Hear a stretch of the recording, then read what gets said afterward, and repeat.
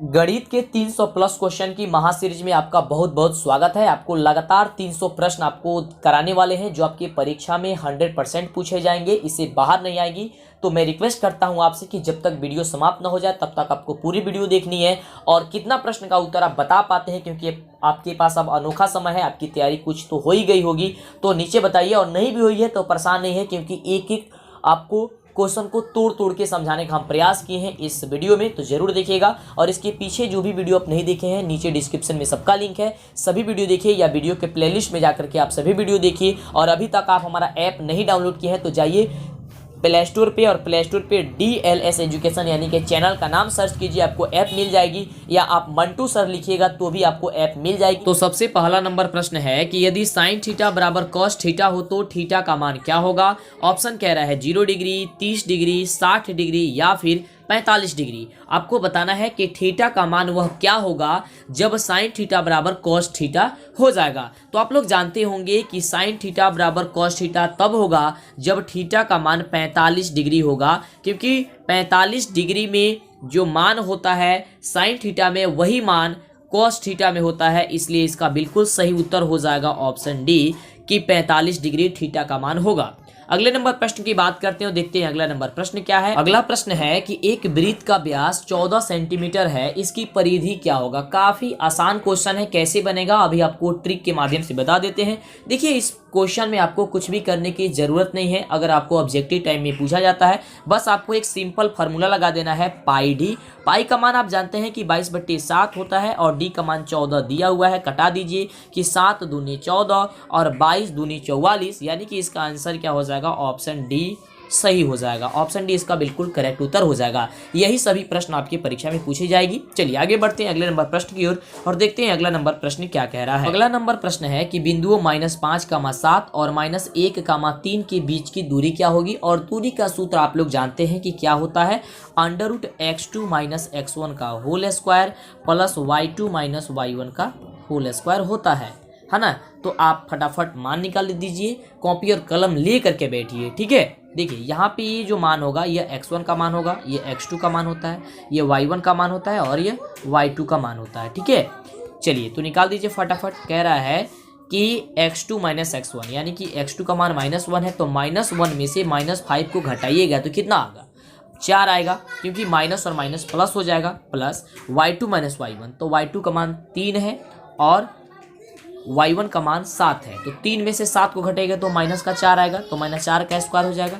यहाँ पे अब क्या हो जाएगा, 4 का स्क्वायर और -4 का स्क्वायर, तो 4 का स्क्वायर हो जाएगा 16 और प्लस -4 का स्क्वायर क्या हो जाएगा 16, यानी कि रूट में हो जाएगा आपका क्या चीज़, 32। रूट में जब आपका 32 हो जाएगा तो 32 को आप बाहर कर दीजिए। जब बाहर कर दीजिएगा तो इसका उत्तर जो होगा वह बिल्कुल करेक्ट उत्तर क्या होगा, 4√2 हो जाएगा। इसलिए इसका बिल्कुल करेक्ट उत्तर ऑप्शन सी हो जाएगा कि 4√2 होगा। चलिए अगले नंबर प्रश्न की बात करते हैं, देखिए अगला नंबर प्रश्न क्या कह रहा है। समझते जाइए सभी प्रश्नों को कैसे सॉल्व किया जाता है। देखिए ये काफ़ी जो है आसान क्वेश्चन लग रहा है, लेकिन आप लोग काफ़ी गलती कर देंगे इस क्वेश्चन में। देखिए क्वेश्चन है कि यदि द्विघात समीकरण bx² + ax + c = 0 के मूल अगर समान होते हैं, तो ऑप्शन कह रहा है कि b² - 4ac, ऑप्शन बी कह रहा है कि a² - 4ac, और ऑप्शन सी कह रहा है कि c² - 4ab, और ऑप्शन डी कह रहा है कि a² - 4bc।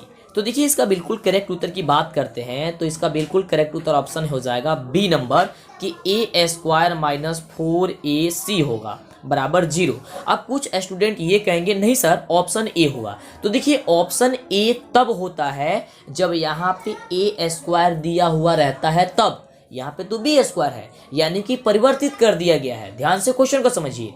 क्वेश्चन आप लोग पढ़े होंगे कि a² + bx + c = 0, लेकिन यहाँ पे है ax² की जगह bx², तो bx² है तो b का जो वैल्यू आता था जहाँ पे वहाँ पे हम लोग भी चेंज कर देंगे, यानी कि जो हम लोग याद किए थे b² - 4ac = 0, तो वह उसका उत्तर बिल्कुल करेक्ट अब क्या हो जाएगा, a² - 4ac, यानी ऑप्शन बी इसका बिल्कुल करेक्ट उत्तर होगा। समझ रहे हैं आप। ये देखिए आप पढ़े होंगे, आपको फॉर्मूला भी लिखवाया गया होगा इसके बारे में, तो यहाँ पे a² लिखवाया गया होगा न कि b²। तो यहाँ पे जब बदल दिया गया है a की जगह b या b की जगह a, तो आप भी बदल दीजिए उत्तर में, तो ऑप्शन क्या हो जाएगा, ऑप्शन बी हो जाएगा। अगले नंबर प्रश्न की बात करते हैं, तो देखिए अगला नंबर प्रश्न है कि बिंदु 2, 3 की मूल बिंदु की दूरी क्या होगी, यानी कि दूरी मूल बिंदु से जो होगी वह क्या होगी 2,3 दी गई है। तो इसको कुछ नहीं करना है, बस दोनों को स्क्वायर करके रूट में आपको जोड़ देनी है। तो 2 का स्क्वायर 4 और 3 का स्क्वायर क्या हो जाएगा 9।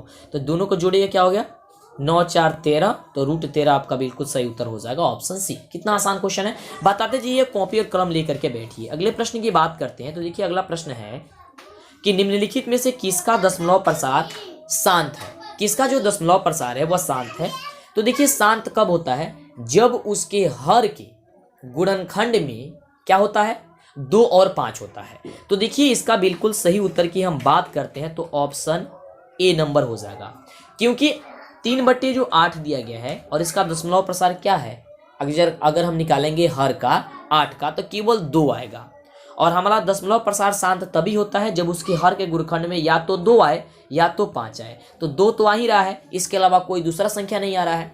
अगर 5 आता तो भी हो जाता, लेकिन इन सभी को निकालिएगा तो क्या हो जाएगा, नहीं आएगा, कोई दूसरा संख्या आ जाएगा। इसलिए हम लोग का क्या हो जाएगा, बिल्कुल राइट उत्तर ए नंबर हो जाएगा। बस आपको इतना ही याद करके रखना है कि अगर किसी भिन्न के हर में, यानी कि किसी के दशमलव प्रसार यदि हम ज्ञात करते हैं तो उसका जो हर होता है, अगर उसका हम लोग गुणनखंड करते हैं तो अगर उसमें 2 आता है या उसमें 5 आता है तो ही जाकर के वो संख्या क्या होती है, उसका दशमलव प्रसार शांत होता है, अन्यथा वो शांत नहीं होगा, अशांत हो जाएगा।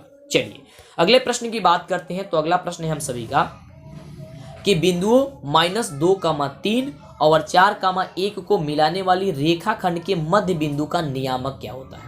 तो देखिए ये भी क्वेश्चन काफी आसान है, समझने का आपको जरूरत है। आपको क्या करना होगा, जितने भी बच्चों को बनाने का आता है तो बना करके उत्तर बताते रहिए कमेंट बॉक्स में, सबका कमेंट पढ़ करके लाइक कर दिया जाएगा। चलिए तो देखिए इसको क्या किया जाता है कि आपको सबसे पहले वाला, माने कि जो पहले वाला बिंदु दिया गया है उसमें से पहला, और जो दूसरे वाला जो दिया गया है उसमें का पहला, यानी कि -2 और +4/2 कर देनी है, ठीक है, कॉमा 3 और प्लस इसके बाद वाला इसमें का 1/2 कर देनी है, बस हो गया।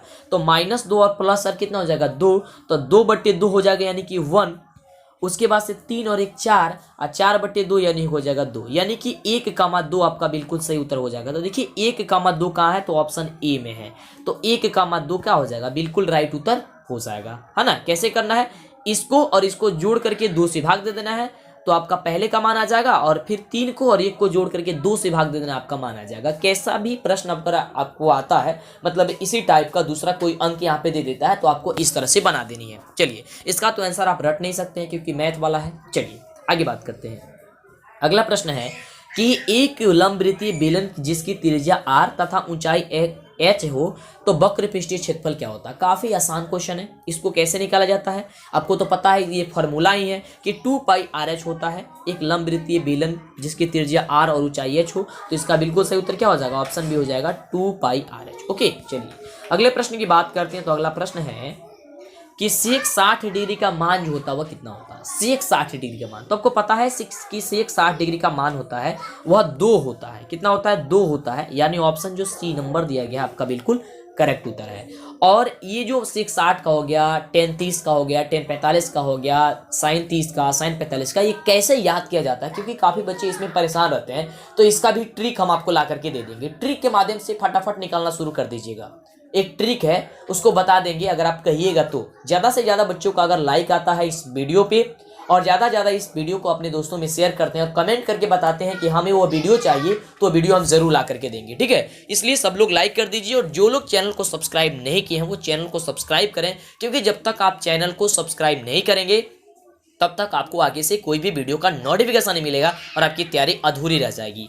आगे बात करते हैं अगले प्रश्न की। तो अगला प्रश्न है, काफ़ी आसान प्रश्न है, कह रहा है कि सारबंतर डी हो सकता है। जो सारबंतर हम लोग का डी है, सारबंतर कहे तो या पादांतर कहे तो बात एक ही होता है, सारबंतर या पादांतर दोनों एक ही होता है। तो कह रहा है कि सारबंतर डी हो सकता है कब, धनात्मक, ऋणात्मक, शून्य, इनमें से सभी। तो देखिए सारबंतर क्या होता है, धनात्मक भी होता है, क्योंकि डी का मान कभी भी प्लस भी आ सकता है और कभी माइनस भी आ सकता है और कभी 0 भी हो सकता है, इसलिए इसका बिल्कुल सही उत्तर ऑप्शन डी हो जाएगा। ओके चलिए अगले प्रश्न की बात करते हैं। अगला प्रश्न है कि 5 + 3√2 जो है वह है परिमेय संख्या, अपरिमेय संख्या, पूर्णांक संख्या, इनमें से कोई नहीं। तो देखिए 5 + 3√2 जो है वो आपकी अपरिमेय संख्या हो जाएगी। क्यों हो जाएगी, क्योंकि हम सभी जानते हैं कि एक परिमेय संख्या और एक अपरिमेय संख्या का जोड़ होगा, घटाव होगा या गुना होगा या फिर भाग होगा, वे सारी की सारी जो होती है वो अपरिमेय होती है। इसमें 5 केवल कह रहा है तो ये एक परिमेय संख्या है। क्यों? क्योंकि इसके p/q के रूप में हम लोग लिख सकते हैं इसे। और यहाँ पे कह रहा है कि 3√2, तो ये आप लोग जानते हैं कि √2 क्या है? अपरिमेय है। तो अपरिमेय संख्या में सब चीज क्या है? ऐड है, यानी कि 5 + 3√2 है, तो ये भी क्या हो जाएगी? अपरिमेय संख्या हो जाएगी। समझते जाइएगा ना, तो परीक्षा में दिक्कत नहीं होगा। एक बार नहीं होता है तो 2 बार वीडियो को देख लीजिए, पीछे से फिर वीडियो को कीजिए और फिर देखिए, है ना, इस तरह से पढ़िए। अगले प्रश्न की हम बात करते हैं। तो अगला प्रश्न है कि निम्न में से कौन अभाज्य संख्या है? देखिए, अभाज्य संख्या कहने का मतलब क्या होता है कि वैसी संख्या जिसका हम गुणनखंड करें तो 2 से ज्यादा गुणनखंड का न निकले, वही संख्या होती है। तो देखिए यहाँ पे इसका सही उत्तर हो जाएगा क्या चीज? इसका सही उत्तर हो जाएगा 71। 71 का जब गुणनखंड कीजिएगा तो एक 1 आएगा और एक 71 आएगा। इससे ज्यादा कोई इसका गुणनखंड आएगा? नहीं आएगा। इसलिए इसका बिल्कुल सही उत्तर क्या हो जाएगा? ऑप्शन सी हो जाएगा। ओके, चलिए अगला प्रश्न है कि निम्न में से कौन अपरिमेय नहीं है? कहने का मतलब हो गया कि वह परिमेय होना चाहिए। अपरिमेय नहीं है कहने का मतलब परिमेय होना चाहिए। परिमेय कब होगा? जब उसे हम लोग p/q के रूप में लिख देंगे, है ना। तो देखिए यहाँ पे √7 है, यह अपरिमेय है। √13 है, ये भी अपरिमेय है। लेकिन √25 दिया गया है, इसे हम लोग आसानी से बाहर कर सकते हैं। 25 को जब बाहर करेंगे रूट से तो 5 आएगा, तो 5 हम लोग का क्या है? परिमेय संख्या है। तो यही ना कह रहा था कि कौन अपरिमेय नहीं है, यानी कि परिमेय होना चाहिए, ऑप्शन सी। चलिए धड़ाधड़ बनाते जाइएगा। अगर आप हमारा पूरा का पूरा वीडियो देख लेते हैं ना, तब परीक्षा में दिक्कत नहीं होगा। हम समझ रहे हैं कि आपकी पढ़ाई नहीं हुई है, लेकिन फिर भी हम कोशिश कर रहे हैं कि आपको जो भी बताएं उसको समझाते जाएं, जिससे कि दिक्कत ना हो। अगला प्रश्न है कि निम्नलिखित में से किस परिमेय संख्या का दशमलव प्रसार शांत होगा? अभी आपको बताया हमने कि शांत कब होता है? जब उसके हर के गुणनखंड में कोई भी भिन्न दे गया हो, उसके हर के गुणनखंड में क्या हो?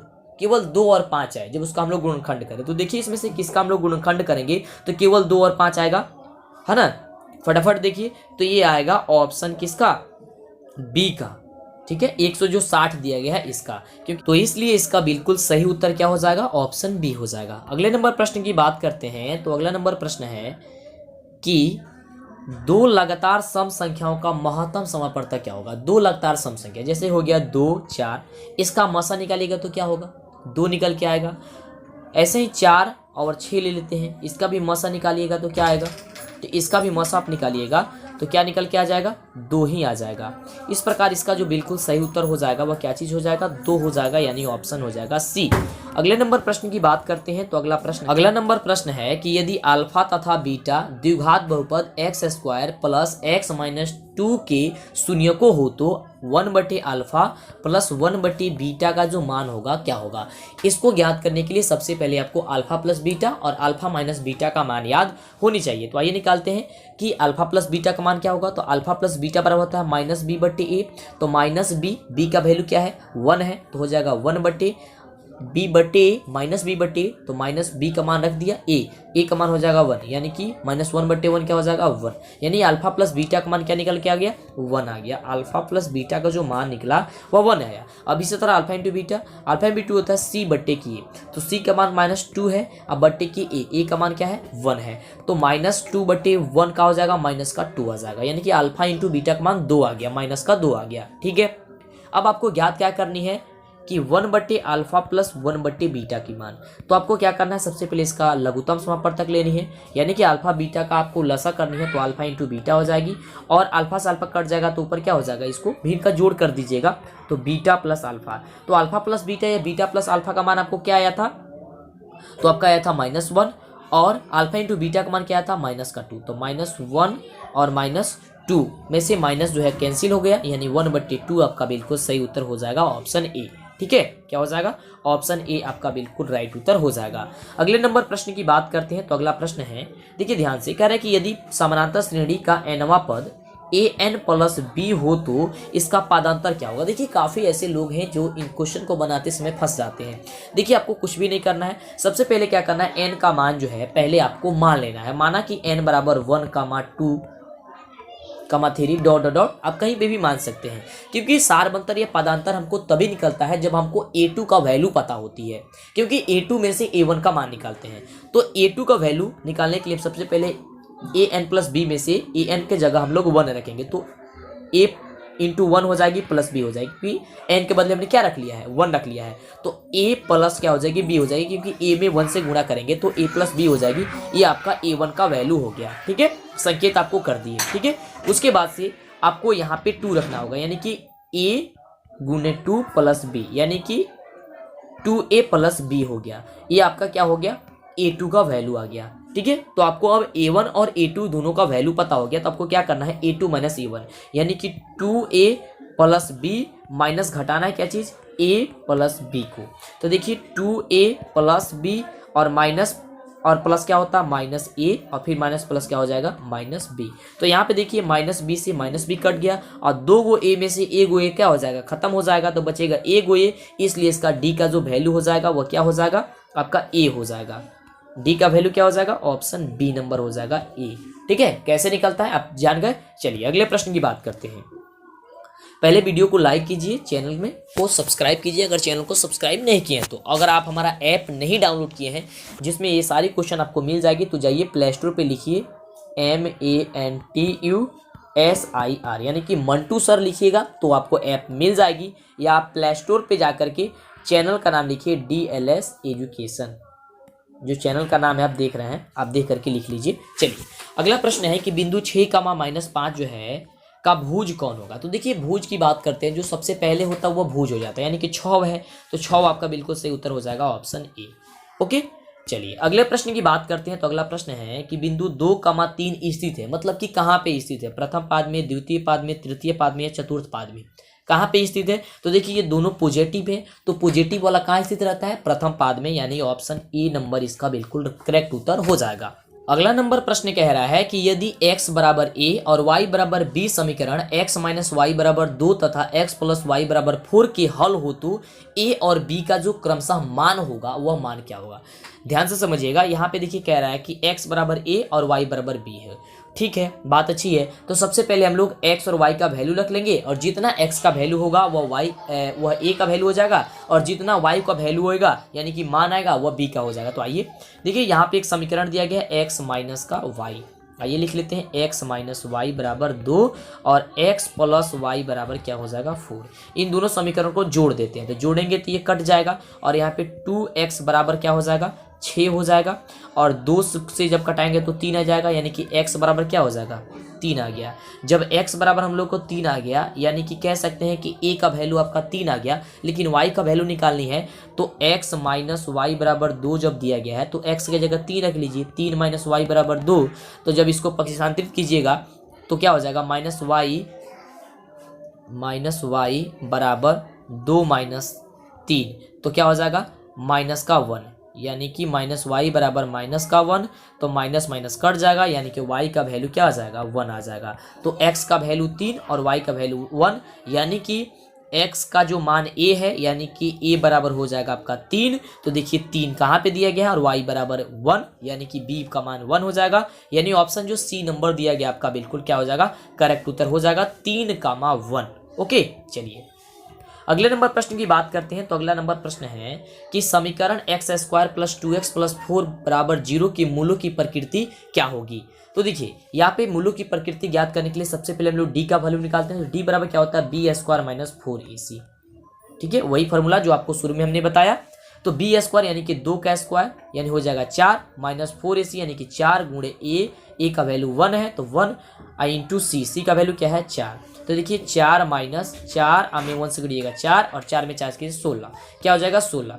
तो 4 माइनस 16 यानी कि क्या हो जाएगा माइनस का 12। तो यहाँ पे देख रहे हैं माइनस का 12 आ रहा है, यानी कि माइनस में आ रहा है, तो इसका जो उत्तर हो जाएगा वह सी नंबर हो जाएगा, कि अवास्तविक हो जाएगा। क्या हो जाएगा अवास्तविक, यानी कि ऑप्शन सी हो जाएगा। अगले नंबर प्रश्न की बात करते हैं। तो अगला प्रश्न है कि बिंदुओं 4, -1 और 2, 3 के बीच की दूरी क्या है। इसको कैसे निकाला जाता है, आपको अभी हमने बताया कि इसको फॉर्मूला लगा दीजिए। फटाफट इसका उत्तर बताइए कि x2 माइनस x1 के होल स्क्वायर और प्लस में y2 माइनस y1 का होल स्क्वायर। फटाफट निकालिए, इसका उत्तर क्या होगा, यानी कि आप निकालिएगा तो क्या चीज 2 माइनस 4 का स्क्वायर, तो 2 में से 4 की जगह -2 का स्क्वायर हो जाएगा, 2 माइनस 4 कीजिएगा तो -2 बचेगा ना, यहाँ पे 2 माइनस 4 क्या हो जाएगा -2 ही ना होगा, है ना। चलिए तो ये हो गया अंडर रूट क्या हो गया -2 का स्क्वायर, अब प्लस क्या हो जाएगा 3 में से -1, तो 3 में से -1 कीजिएगा, ठीक है। क्या कीजिएगा, -1, तो माइनस माइनस प्लस हो जाएगा, यानी कि 1 का स्क्वायर, यानी कि हो जाएगा -2 का स्क्वायर क्या हो जाएगा 4 और 3 और 1 4, यानी कि 4 का स्क्वायर 16, तो 16 और 4 कितना होता है 20 होता है, यानी कि ये हो जाएगा √20। जब √20 हो जाएगा तो √20 को बाहर कर दीजिए, जब बाहर कीजिएगा तो क्या होगा, आपको पता है कि इसका बिल्कुल सही उत्तर हो जाएगा 2√5, ठीक है, यानी ऑप्शन डी हो जाएगा जब 20 को रूट से बाहर कीजिएगा तो। ओके, चलिए अगले प्रश्न की बात करते हैं। अगला प्रश्न है कि 1 2 1 1 2 1 1 2 1 1 1 2 डॉट डॉट 1 है परिमेय संख्या, पूर्णांक संख्या, इनमें से कोई नहीं, ये क्या है, आपको ये चीज़ को बतानी है। देखिए यहाँ पे 25 नहीं होगा, यहाँ पे 23 होगा, मिस टाइप हुआ है, ठीक है। 23 नंबर ये प्रश्न है, क्योंकि इसके पीछे हमने 22 नंबर प्रश्न किया था, तो 22 के बाद 23 होगा, गलती से टाइप हो गया है। चलिए, तो आपको पता है कि जब भी किसी संख्या के अंतिम में रेकरिंग आ जाती है, डॉट डॉट आ जाता है, संख्या के ऊपर रेकरिंग आ जाती है, या संख्या के बाद क्या होती है डॉट डॉट डॉट डॉट आ जाता है, या उसके ऊपर रूट लग जाता है, तो वह संख्या क्या हो जाती है, अपरिमेय संख्या हो जाती है, यानी ऑप्शन बी जो होगा इसका बिल्कुल क्या होगा, करेक्ट उत्तर हो जाएगा। अगले नंबर बात करते हैं अब 23 नंबर प्रश्न का, क्योंकि वो गलती से वो टाइप हो गया है, 22 के बाद 25 टाइप हो गया था, 22 के बाद 23 होगा, यह 24 नंबर प्रश्न है। 24 नंबर प्रश्न है और इसको आप सॉल्व कीजिए। कह रहा है कि यदि ABC के शीर्षकों के निर्देशांक 2, 4, 0, 6 तथा 4, -1 हो तो त्रिभुजों के केंद्र के निर्देशांक जो होता है वह क्या होता है। तो देखिए, केंद्र के निर्देशांक आपको ज्ञात करनी है, तो आपको क्या करना होगा, आपको इस चीज़ को ध्यान में रखनी है। देखिए, सबसे पहले क्या करनी है आपको, काफ़ी आसान है, जो पहले वाला सब में दिया है ना, सबको जोड़ के 3 से भाग दे दीजिए। जैसे कि 2 दिया है पहले इस वाले में, इसमें 0 दिया है और इसमें क्या दिया है 4 दिया है, इसको 3 से भाग कर दीजिए। तो 2 गो 4 गो का होता है 6 गो, 6/3, यानी कि क्या हो जाएगा 2, ठीक है, हो गया 2, यानी आप याद कर लीजिए 2 देखिए किस में है, एक इसमें है और एक इसमें है, पहले 2, ठीक है। और उसके बाद से क्या किया जाता है, जो बाद वाला है सबको जोड़ के फिर 3 से भाग दो, तो 4 गो और यहाँ पे 6 गो, 10 गो और में से 1 को चला जाएगा 3, यानी कि 4 6 10 में से 9 गया, 1 गया, तो कितना हो जाएगा 9, तो 9/3 क्या हो जाएगा 3, यानी कि 2,3 आपका बिल्कुल सही उत्तर हो जाएगा, यानी ऑप्शन बी नंबर इसका क्या हो जाएगा, बिल्कुल करेक्ट उत्तर हो जाएगा 2,3। कैसे निकल रहा है सबको समझते जाइए। अगला प्रश्न है कि द्विघात बहुपद का व्यापक रूप क्या होता है। ये तो सबको ही जानते हैं कि द्विघात बहुपद का व्यापक रूप क्या होता है, कि ax² + bx+ क्या होता है, c होता है, ठीक है। तो देखिए कहाँ पे है, ऑप्शन ख नंबर में है, तो आपका बिल्कुल सही उत्तर हो जाएगा ऑप्शन ख। तो ये रहा आपको 300+ क्वेश्चन की महासीरीज में क्वेश्चन नंबर 25 तक, और इसके बाद वाले जितना भी क्वेश्चन है आपको लगातार कराई जा रही है, तो एक भी वीडियो मिस न करें। इसके लिए अभी तक आप हमारे चैनल को सब्सक्राइब नहीं किए हैं, प्लीज़ पहले चैनल को सब्सक्राइब कीजिए। ऐप को डाउनलोड नहीं किए हैं तो ऐप को डाउनलोड कीजिए, नीचे डिस्क्रिप्शन में लिंक भी दिया गया है, या प्ले स्टोर पर जाकर के मंटू सर सर्च कर सकते हैं, आपको ऐप मिल जाएगी, ठीक है। जाइए, और जितने भी सब्जेक्ट का पार्ट नहीं देखे हैं 300+ क्वेश्चन की और मॉडल सेट की सारी पार्ट देखिए, नीचे डिस्क्रिप्शन में सबका लिंक दिया गया है। बहुत बहुत धन्यवाद आप सभी को वीडियो देखने के लिए। फिर मिलते हैं आपसे नेक्स्ट वीडियो में।